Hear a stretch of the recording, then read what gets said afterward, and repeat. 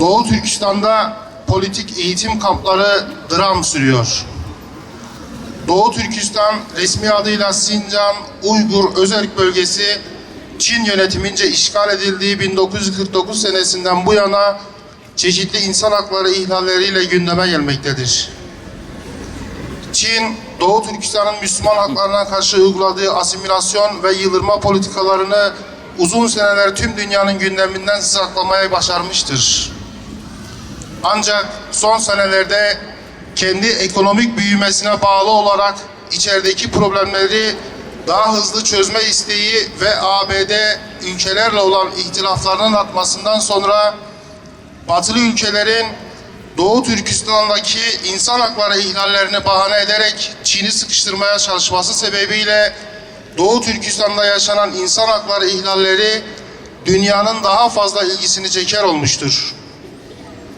Buna bağlı olarak Çin'in Doğu Türkistan'daki insan hakları ihlallerini gizlemeye çalışmaları da daha fazla görünür olmuştur.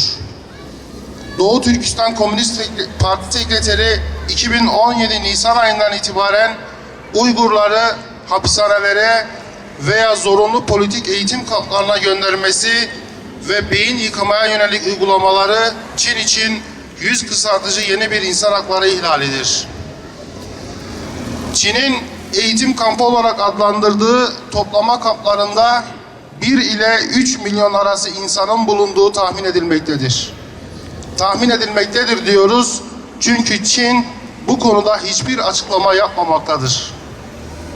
Toplama kamplarına aldığı insanların ailelerinin açıklamalarından sonra varlığı anlaşılan toplama kamplarıyla ilgili Çin önce inkar politikasına sığınmış, İnkarın mümkün olmadığı anlaşılınca bu kampların varlığını aşırılıkla mücadele ve eğitim kampları adıyla kabul etmiştir. Doğu Türkistan'da inşa edilen bu büyük hapishaneler Nazi Almanyası uygulamalarını andırmaktadır. Evlerinden, yurtlarından, eş ve çocuklarından zorla ayrılan insanların sayıları her geçen gün artarken aynı zamanda uygulanan işkence ve zulümler neticesinde yüzlerce insan hayatını kaybetmektedir. Birçok aileye akrabalarının cesedi teslim edilmiş, ancak ölüm nedeni hakkında herhangi bir açıklama yapılmamıştır.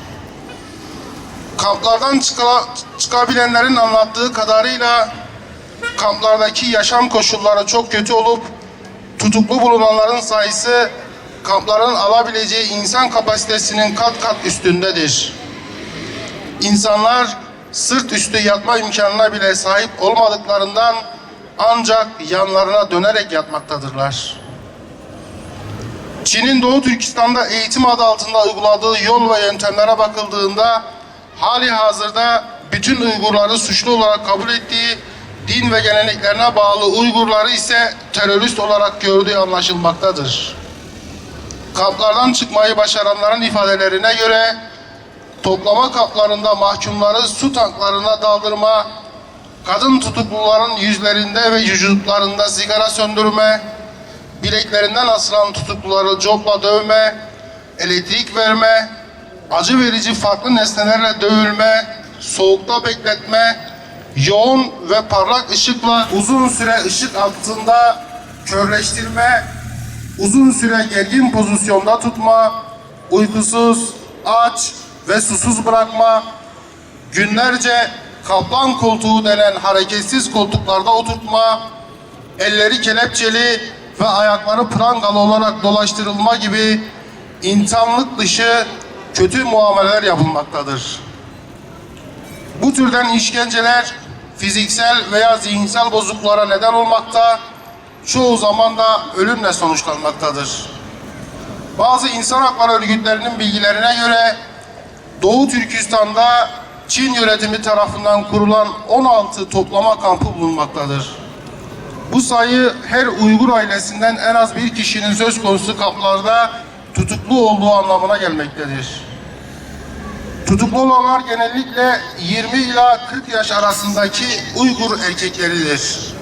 Bu kamplardaki Uygurlar kendi inançlarını değiştirmeye ve Komünist Parti ideolojisine boyun eğmeye zorlanmaktadır. Çin, kendi yasalarına ve taraf olduğu uluslararası anlaşmalara aykırı olarak politik eğitim kamplarını hemen kapatmalı ve bu kamplarda istekleri dışında tutulan insanların maddi ve manevi zararları karşılanmalıdır. Doğu Türkistan'da yaşayan Uygurların yurt dışına seyahat yasağı ve yurt dışındaki Doğu Türkistanların memleketlerine dönüş ve akraba ziyareti engeli kaldırılmalıdır. Gerek inanç, ibadet, giyim, kuşam, örf ve adetlere yönelik yasaklar bir an evvel kaldırılmalı, camiler ve tüm ibadethaneler olması gerektiği gibi özgür olmalıdır.